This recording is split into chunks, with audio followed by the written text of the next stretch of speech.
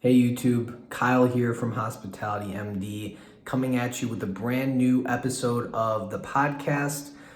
Today's episode is with Kylee Kruger. She is a guest services manager from Hilton Garden Inn in Oregon. On today's episode, she and I are talking about her experience working through the COVID-19 pandemic and the West Coast wildfires that ravaged the area in 2020. We'll also be talking about her mental health experience working through that and what she thinks owners can do to support their staff. It's going to be a great episode, so tune in to hear more. Before we get started, subscribe to our channel. Subscribe and turn on notifications for our channel. We are only going up from here.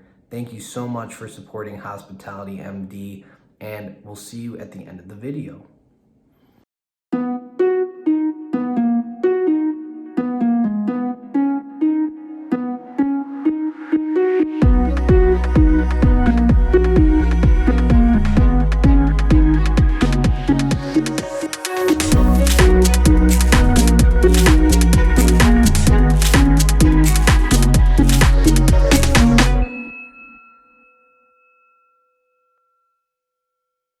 Kylee Kruger, welcome to Hospitality MD podcast. So glad to have you on the show. For everybody listening, Kylee is a guest services manager at a Hilton Garden Inn in Oregon.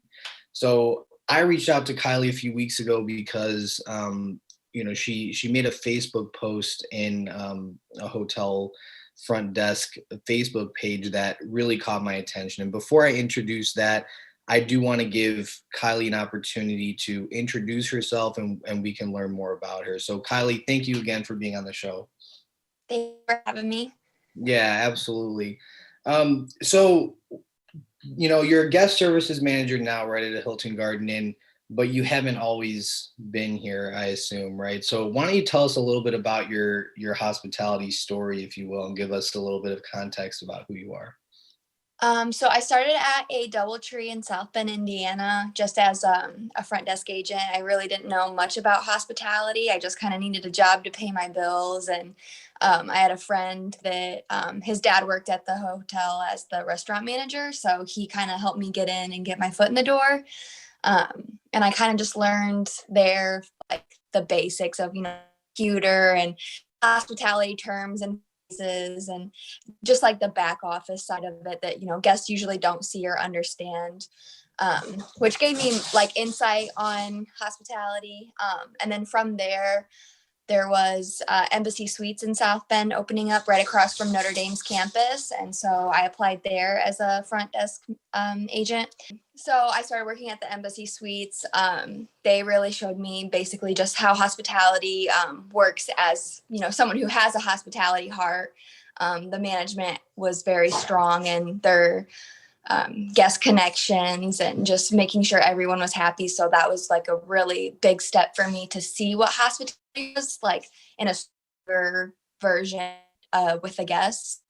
And so I worked there for about 6 months. And that was really fun. And I filled in a lot of shoes and got to work in like a bunch of different departments, which gave me more experience than the first position that I held, which was just, a little bit of basic knowledge. And then I relocated from Indiana to Oregon just by my own choosing and found the position at the Hilton Garden Inn as a supervisor. And I held that position for 8 months and then promoted to the GSM. Awesome. Well, it sounds like you've had a very fun and fulfilling hospitality journey so far. That Embassy Suites, is that a Hilton corporate managed Embassy Suites? Yeah, it is. Yeah, so I'm from Chicago, and I believe right now my previous director of front office is actually task forcing there as like the director of rooms right now at that same hotel, I want to say. That's so fun. So that's pretty cool. Small world, I guess. Yeah, but it sounds like from what I've heard from her, sounds like it's a great hotel, and you echo those same thoughts. So maybe one of these days I'll have to go make a drive and stay over there or something. Great look. I loved the property. I mean, I wish I kept telling them when I was moving, I wish I could pick up the property and all the staff that was there and drop it in Oregon because they were just so great. And we were just such a big team and family. And, the communication was there on all departments, and it was just a really fun place to work. So would you say that that was like, I mean, it sounds like you were in the same position technically in terms of you were GSA at the DoubleTree and then the same position at the Embassy Suites. But based on what you're saying, it sounds like you just like completely grew like at the Embassy Suites far more than you did at the DoubleTree. Yeah. Was that because of the team primarily? I think so. I had a really great GM and FOM. My GM was constantly on the floor greeting guests when they were coming in, asking, do you need help carrying your luggage upstairs? Even though we weren't, we didn't have a valet, we didn't do, carrying luggage and that sort of thing. But that was, going the extra step. And that first opening week, we had issues with water and things that couldn't be foreseen, when you're full house compared to no one being there and, not all the water being ran. So seeing him, be frontline when guests were coming down upset and he was, talking to each one of them and seeing how he approached it. And I think they were also great mentors computer wise, like showing me, oh, well, there's this way to do this, and showed me a lot of tools to grow as hospitality. Yeah, it's honestly like as ironic as it is, it's so atypical that you would find a GM who's like so actively involved at a full service hotel. Because I feel like at most of your, full service, like your DoubleTree or Embassy Suites, it's like rare that a GM would step in and be constantly a guest facing and team facing mentor. I've had a lot of GMs who just are in their office and you never see them. And it certainly does make a difference in how the team feels and like the morale and everything. So that's awesome that you got to experience that from a GM, especially for such an awesome opening. Cool. So your current role, right? You've obviously been there through the COVID-19 pandemic. Did you get furloughed or come back? Like, how did that all look for you once this all started? Yeah, so I was furloughed for about 6.5 months. I was actually on my vacation in Florida when things started to hit the fan in the US. I was worried I was going to get stuck in Florida. And then the day I got back to Oregon, we were closing the hotel. So I was literally at work for one day, helping them call guests and canceling reservations and that sort of thing. So we just opened, I think, in August back up, and that's been a hard transition as well. So I'm just genuinely curious because when I closed my hotel, we were calling our guests to cancel their reservations. How far in advance did you stop before you just said, okay, we've called enough people? I think we did May and June, and then ended up getting a PPP loan, is it, or the PPP loans? They brought some staff back, but basically the staff just stayed at an empty hotel for 40 hours a week. And sometimes there was stuff to do, like call the guest for, upcoming reservations for those months in July and near August. But yeah. Yeah, I did that as well in the hotel alone, basically with nobody there. Basically just to secure the building essentially and to answer the phone if anybody needed anything. Yeah. It was definitely a very depressing period of time because we thrive on guest interactions. It's every time it's busy season and we're sold out every night, it's oh, I can't wait for slow season. It's just so draining. When the hotel's sold out every night and all these guests. Now it's I feel like I'll never take that for granted again in my life. You know what I mean? I'll always be oh, we're sold out. Perfect. This is great. Because when the hotel's literally at zero and you're working, it's a different kind of weird and depressing state to be in. But you said that you recently opened back up and you've experienced a new set of challenges. What has been part of the challenges you've experienced recently? So In Oregon, we had the Oregon fires, of course, right when we opened up. So I think it was like a week prior to, or a week after we opened up that the fires started. And so we dealt with a full house basically of evacuees. We had an assisted senior living home with us, which that was a nightmare. I mean, if you can imagine 74 seniors who all need assistance. Each in rooms, and their staff needs one key to each room because they can't, keep track of 60 different keys. And we had to reprogram all the doors. The seniors are calling from their phones down to the front desk, so we're relaying messages to their staff. That was quite a challenge to hurdle. And the reservations, they were just coming in like last minute. These people were calling like, oh, it was like a Red Cross call, and they'd be like, I need 40 rooms, for today, and they don't know when it's going to check out. That was just a lot of reservations at once. So I did end up working a 24-hour shift one night during that time, which was extremely hard. I think I worked 24 days in a row without a day off during the fires. And then on top of COVID restrictions and wearing face masks and more sanitizing. Well, and then like you have less people too, right? Like you still hadn't gotten back everybody that was originally furloughed, correct? Absolutely. We're about a 60-person staff hotel, and we have less than 10 people right now, and it's still been that way. Oh my God, that's crazy. Yeah. And like I'm acting surprised. I shouldn't be, because it's like happening all over the country and maybe the world. I don't know, but like I shouldn't be surprised. But every time I hear stories like this, it completely blows my mind that owners are even allowing this to occur. Like it's so negligent. Like you have, so was this nursing home, was it like they got damaged in a fire or something, or like the smoke inhalation was too bad so they had to move? They were actually like evacuated. Their city was evacuated. So the Oregon fires came from the east side, which it started approaching like the valley where everyone lives.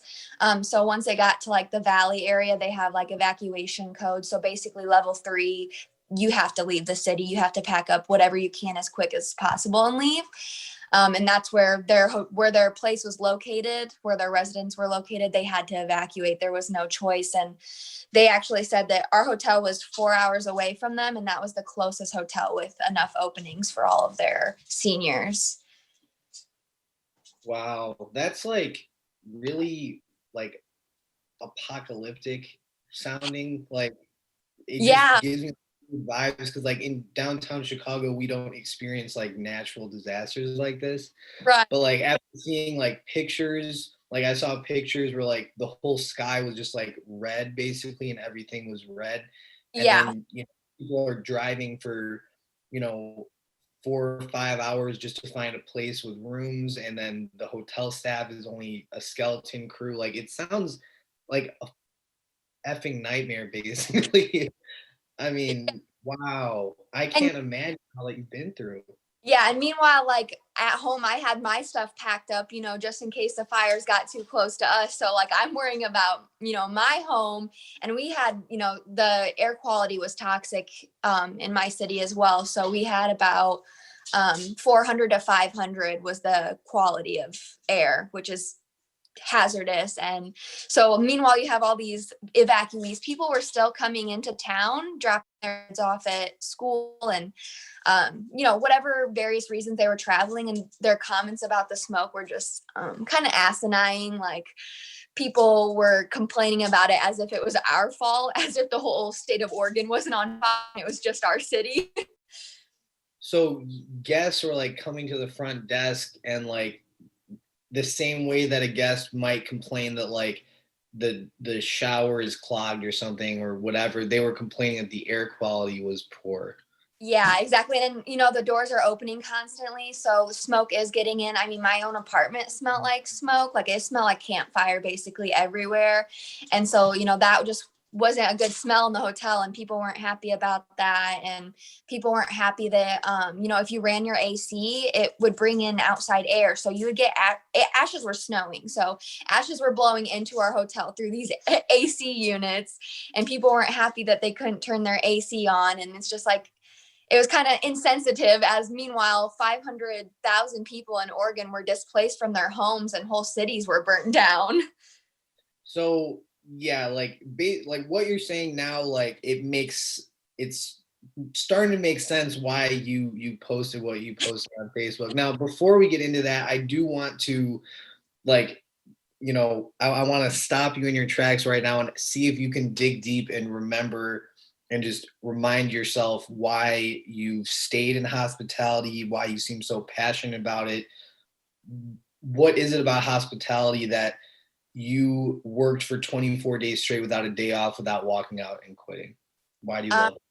It's the helping people. Like, if I could have graduated with my social degree, which is what I was trying to go for, I would have, but hospitality is where I landed. And I still see like aspects of social work in it. Like, there's a time a guest that was from New Zealand left their passport in Portland, and I drove, an hour to go get it for them because they can't drive in America because it's on the opposite side of the road and they aren't used to it. So it's just, going above and beyond for people that are in need, or, helping those people, like the fire evacuees. It really makes me feel good about myself, and I enjoy helping others and putting a smile on their face. Yeah, because it's when you talk about like your hotel, in the midst of these fires, like you were almost like a safe haven for all these people, like a rescue center. Almost like you may as well have been like a hospital or like a Red Cross center, because you guys were like literally like a refugee camp, just taking people in and helping people. So your hotel was really just a backdrop to this disaster almost, but in a positive way. Did you feel that at the time? Oh, absolutely. Like, I mean, me and my HR coordinator of the area, which I have a great team now. So we have multiple hotels in Oregon. So people from the other hotels will come and help us out. And that was really great. And she, expressing, we're happy to be able to help these people and give them a room to get into. And we were getting donations from our community that we're bringing into our hotel. So we had a table in our lobby at one point that was filled with food donations, pet supplies. I mean, anything that people could need, that they weren't able to grab at home, we had for free in our lobby that anyone could take. That's beautiful, honestly, that the community would come together, and also just to recognize that like instead of bringing these items to say like a church or something, they bring it to the hotel, because I guess even in that moment they recognize that that would be the place that would be able to benefit the most from it. So let me introduce the Facebook post that you made, because I think it's telling, like, given how passionate you are, given all the positive things you've had to say about the industry, you still, obviously were feeling bad about it at one point. So let me read this out loud. So this is Kylee Kruger's Facebook post in one of the hotel Facebook groups. And for anybody listening who's not a part of one of these hotel groups, just reach out to me and I'll let you know which ones to join to keep your finger on the pulse here of the industry. So, does anyone else feel like their mental health is deteriorating with the amount of complaints and angry guests with all the changes, and also dealing with anti-maskers and people complaining about anti-maskers on top of every damn guest feeling the need to bring their political opinion up? I really am starting to hate my job. Damn, that's a big statement to make there at the end. But I also don't blame you, because that's like super heavy stuff to be talking about. So do you remember like actually writing and posting that? Yeah, I was at work actually. So you're at the front desk, like on your terminal, writing this out? Yeah, I'm like, well, I was probably in the back office, but yeah, I was Oh, definitely, I think I was just at the point of where people keep throwing their political opinion and their opinion about COVID at the front desk. And I'm not in a situation where I can control any of that. I'm here to enforce the mask mandate because that's what my state requires. And I'm here to, make sure other guests are happy. And when they're complaining that people aren't wearing face masks, and then people that are complaining about wearing face masks and saying it's political and it's all going to disappear November 3rd, it's just, there's so much divide, and you can see that with like inner society within just the people we face every day. Yeah, it's like the hotel is like a microcosm of society, because you have like all these people traveling from different locations with differing views on things having to coexist within the same environment. Um, so that's got to be tough, right? And I've heard this a lot from hotel workers who feel like, on top of everything that we're already going through, now we have to like babysit grown adults and tell them like, put your mask on, or hey, we require masks in the lobby, or these different kind of things. Do you find yourself having to do that a lot, or have you given up on it? Like where are you at with that right now? So absolutely, I'm telling people every day to put on their masks. I often use the terminology, I feel like a toddler's mom telling them to keep their shoes on in the car. Just because it's logical. You need it. It's been mandated since July. You need it in public. It's required. So don't take it off. Don't wear it as a chin strap. And you never know like which guest is going to has an autoimmune disease or is high risk of, getting COVID, and maybe they have to travel due to work, or they have to travel, dropping their kid off at, college or whatever they're doing. And then you have other people who are, choosing not to follow and putting them at risk. I mean, whether you believe or not, it's still mandated. So I just feel like, I don't know, it's a rough time to sit there and tell people who choose not to, and they have different opinions. They do once you see that they don't have the mask. Yeah, I don't. Yeah, no, I totally understand where you're coming from. Like, you obviously you don't judge a book by its cover necessarily, but once it actually comes up, it's like, okay, like it's almost like they're taking it out on you as if you're the one who has like drawn up the proposal to actually have it mandated in the entire state. Like, not only is it mandated in the state, but globally through Hilton brands, it's mandated as well in all the public spaces. So if you want to stay at a Hilton hotel anywhere in the world, you have to wear a mask, whether you're a guest or a staff member. So it's just really, really, really tough stuff. So when you say that, I'm really starting to hate my job, do you still feel that way, or was that more so like an emotional response in the moment? I don't more so hate it. I mean, that's more of a feeling that you're getting so frustrated. You're like, I hate this, but I mean, there are parts that I'm disliking now, and I'm kind of feeling like, well, maybe I should, go back to school and get my degree in something else, or maybe I should look around, because this is getting to the point where I feel like crying. I don't want to argue with people about wearing a mask. I'm not their parent. I'm not a police officer. I'm not here to enforce laws. I just want to be able to provide a good experience for my guests and be able to make their day. And it still feels like I can't even achieve that. They're so disappointed with our restaurant not being open, or our pool not being open, or limited services. It's just, no one's really happy at a hotel right now. That just really honestly, everything you just said there really just broke my heart. Like, not gonna lie, because it's just, when you have good people who really care about hospitality, like you said, like, you know what, all I want to do is just make a good experience for the guests and just like be happy. Like you remember the days when like everybody who came in, like maybe they didn't always want to be there 100%, like if they're a business traveler, but for the most part, everybody was glad to be at the hotel. There was at least some sort of positive energy. I see what you're saying it's almost like that positive energy is being sucked up to a certain extent with given the conditions of everything going on. do you feel like it's too late? Like, how long are you going to stick around before you decide to pull the trigger and do something else? Like, have you thought about this?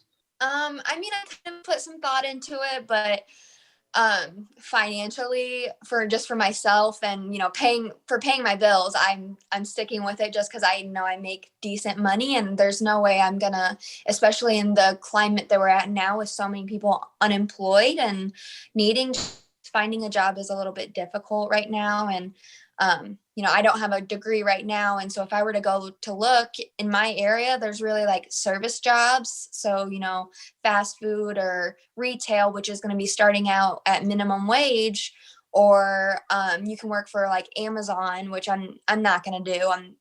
That just does not sound like a good me. So it's pretty frustrating, and I feel like the only option would be to go back to school, and I just, again, financially right now, it's not the option for me. So it's just kind of trying to keep myself afloat right now. Yeah, because you could either be the masked police at a hotel making a little bit more money, or you can go be the masked police at a retail store making minimum wage. Like, it's like you're literally caught between a rock and a hard place, essentially. Exactly. Well, that's it's unfortunately too bad that you are even feeling this way to begin with. Do you find that your team is sharing similar thoughts as you are? Have you talked about it with them, or are you guys kind of just keeping it bottled up? Yeah. One of my coworkers, she has been at the hotel longer than me, and we have this discussion almost daily. She's very frustrated, and she also had a promotion that was ripped away from her. I say that like so harshly, but the hotel was closed, and when they reopened it, they didn't reopen her position, but they offered her old position as a supervisor at the desk. And so of course that came with a pay cut, and she didn't really enjoy being at the desk because she doesn't like the intensity, or that just the anxiety of any guest, anything could happen. She prefers, being at a desk and just doing her paperwork. So she's putting together a resume, and she's been at the hotel for 5 years, and she says it's so hard because it's like a family to her. But at this point, her mental health and just her overall happiness needs to go first, and it's not happening at the hotel. So if you had to call on hotel owners, like upper management, your management company executives, like on behalf of like everyone who's going through this, what would you want? What would help all the people like you and like your friend who are struggling with their hotel jobs? What could the owners do in your opinion? I think owners should be more transparent with what they're doing with the corporate. We've seen, I'm barely allowed to order product for my front desk, so I'm like begging my GM when I need something, can I please put this order in? And I know his pay cuts, he's been taking a cut. A lot of people have in my company, but we don't really see, the financial, I still see, money coming in. And so it's just kind of concerning. I wish we could see like more transparency on like financial aspects of the hotel. Along with, I think the hotel should be able to provide a mental health resource for their staff, because it is such a hard time right now. And the um sorry, No, that's okay. the management, just, I think they took away a lot of benefits. We don't have those things that were morale boosters. We had your care rallies, your stand up meetings in the morning. You had your big deal award, which was your employee of the month or whatever. Your PTO, now we can't cash out. We can't use our PTO that much. It has to be approved through corporate, which it used to be approved through the GM, and I used to be able to approve my staff. So I think with all of those things being taken away, a resource for mental health is very important, because so many people are getting burnt out, and we're not able to afford it. We're getting our pay cut, and we're barely making ends meet. So it's Yeah, just a lot. it's it's just so disappointing that owners are just allowing this to occur. You know what I mean? And without even, because some hotels obviously are owned by like a investment entity, like a big company. Some hotels are owned by an individual owner. But honestly, and I don't know, I might get like some backlash for saying this, but if I believe that if you're an individual owner of a hotel and you are burning your staff out, giving people pay cuts, but you haven't set foot on property yourself to check people in, fold towels, strip rooms, or do anything, then you're a part of the problem, and that's highly problematic in my opinion. But I guess that part of it could be certainly a conversation for another day. I definitely agree on that, though. I mean, my GM has gone, above and beyond.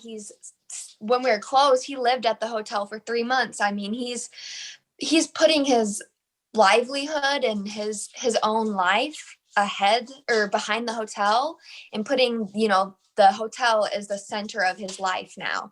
I mean, he's dragging his kindergarten age kid in all the time. And it's sad to see that his whole life revolves around this hotel, because we should, work to live, not live to work.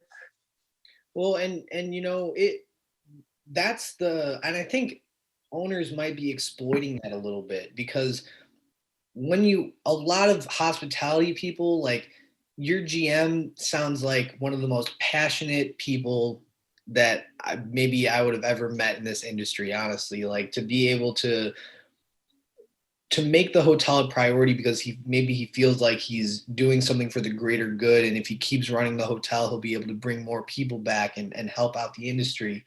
But he's doing that for owners who more than likely don't give a shit about him or anybody else. And that's the sad part. If the owners haven't come to him and said, hey, we appreciate all that you're doing for our hotel, we know what you're going through, but they haven't. No, owners aren't even setting foot on the front door of their own property right now. It also makes, like, and this is so bad to think, but I just keep wondering, like, how much of a pay cut they've taken. Like, we're sitting here struggling. I can see visibly the hotel is struggling financially, but I know, like, my corporate leaders of my hotel, they are very well off. They live in a different state. They live in California, have very nice homes, they live well off. So while our staff struggles to even pay bills right now because they've taken pay cuts, like, it's just a very ill feeling, just thinking about how people are struggling to pay bills and also are busting their butts. Meanwhile, we have no idea. And no, that's where, that clarity needs to come in, and they need to come in and say, this is what we're doing on our part, because the staff's not seeing that.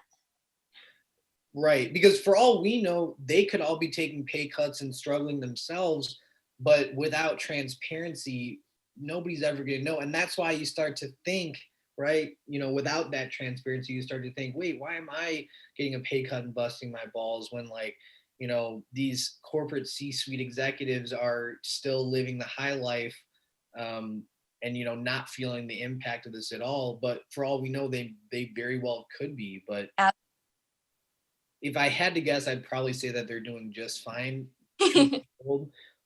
because that's just what we're seeing just generally across the industry right now. But Kylee, I really appreciate you being so forthcoming and transparent about your own struggles, about what's been going on with your team. I think your sentiments will help a lot of people in this industry. Now, before we wrap up the show, I do want to give you the opportunity, if you have any social media accounts that you would want our listeners to connect with you and reach out to you, you can certainly provide those. If you'd rather not, that's okay too, but just an opportunity to plug if you want. I mean, absolutely. I mean, if you want to share the Facebook group that I'm in, if anyone wanted to reach out to me on there or message me, Facebook, that's completely fine. I would love to be, an open ear for anyone else who's struggling or, is not finding hospitality the place they want to be right now. Definitely. Cool. So yeah, definitely for everybody listening, we'll put that information in the show notes for today's episode. So Kylee, thank you again for being here, and for everybody listening, thank you for tuning in to another episode of the Hospitality MD podcast, and we'll see you again next week. Hey guys, hope you enjoyed this week's podcast episode. If you did, be sure to subscribe if you haven't already and turn on notifications for our channel. Share this with your friends and be sure to tune in again next week for another episode of Hospitality MD. Now, remember, if you're looking for any hotel management or consulting services, Hospitality MD is here to help. Visit the link to our website in the description to learn more. Have a hospitable day.